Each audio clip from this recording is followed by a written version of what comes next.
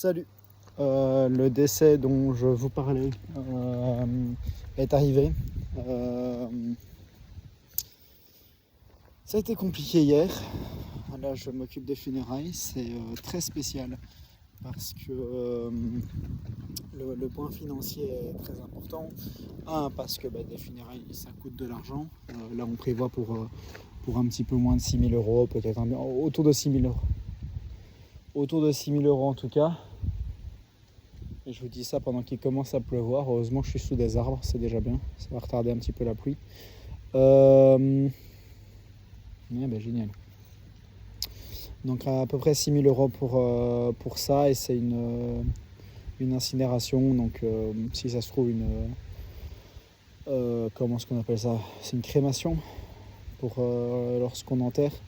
Ça se trouve, ça coûte encore plus cher. Donc voilà, c'est des gros budgets.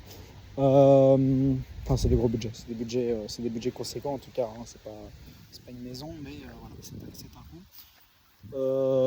Il y avait une assurance pour cette personne-là qui couvre largement, il a bien fait ça, qui couvre largement ces frais-là, sauf que vu que la bénéficiaire de l'assurance n'est pas en capacité de gérer son patrimoine, ses finances, c'est quelqu'un d'autre qui les gère, c'est un avocat qui les gère.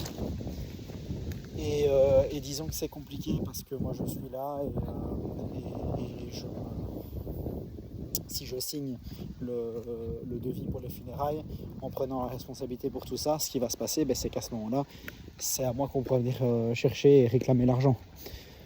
Sauf que moi j'ai pas 5 à 6 000 euros à mettre pour ça, donc voilà, je peux avancer de l'argent, mais je peux pas le dépenser comme je veux non plus, faut pas abuser. Je reste un jeune de 20 ans et voilà, et je sais pas les moyens d'une personne de 30, 40, 50, 70 ans, voilà. Ou 60 parce que 70 c'est peut-être plus compliqué. Mais voilà, donc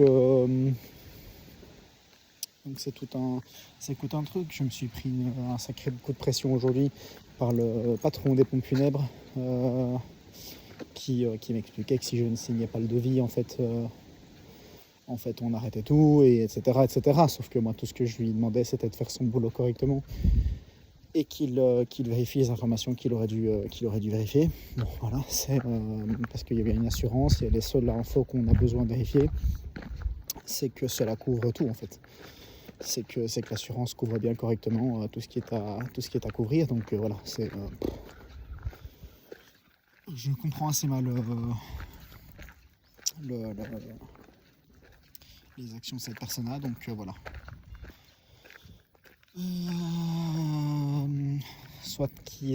Pour moi, c'est quelqu'un qui est, un, attiré par l'argent, et deux, qui n'a pas confiance en ma personne et en la personne qui m'accompagnait pour pouvoir payer. À mon avis, ça doit être ça, parce que c'était vraiment une réaction assez délirante et disproportionnée par rapport, un, au montant, et deux, à la situation. Voilà.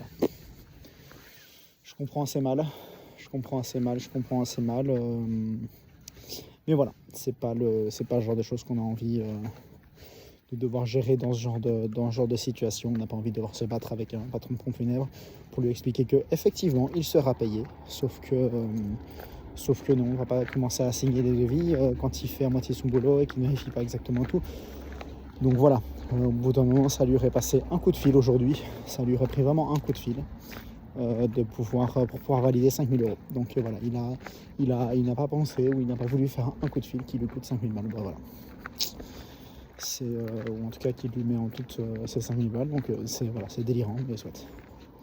Je retiens que je n'irai plus jamais chez ces pompes funèbres là.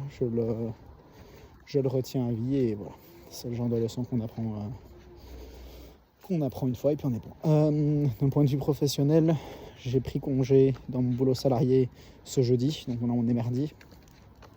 J'ai pris congé dans mon boulot salarié ce jeudi, et j'avais des prestations mercredi, vendredi et samedi que j'ai prévenu les personnes pour pouvoir les décaler. Donc voilà. J'ai pas encore prévu de date pour pouvoir les décaler justement, mais en tout cas c'est en cours. Donc voilà. Pas simple, mais bon, ça avance, c'est le principal. C'est tout ce que j'ai à te dire aujourd'hui. Donc voilà. Sacré coup de pression qui m'a mis ce type-là. Un petit peu de menace de tout arrêter. Il préparait son ordinateur pour pouvoir dire oui, non mais j'arrête. Voilà. Je pense qu'il a essayé d'abuser de sa position de supériorité en termes d'âge. Parce que quand il a eu l'avocat au téléphone, c'était quand même un discours qui était presque le même, mais par contre sur un ton totalement différent. Donc voilà.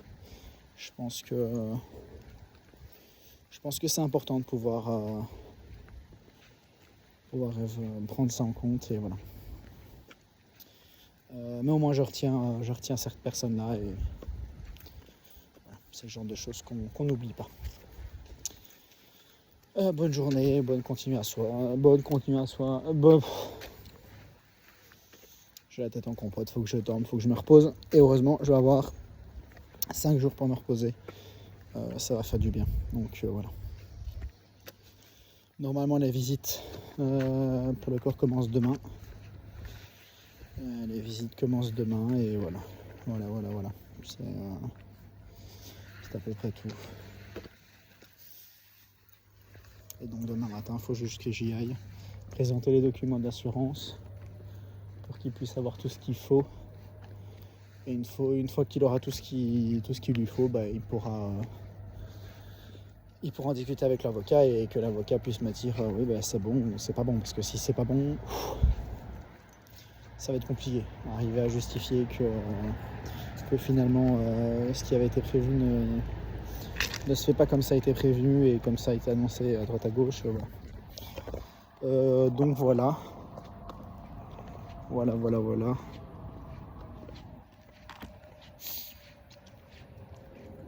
Ouais, on est bon.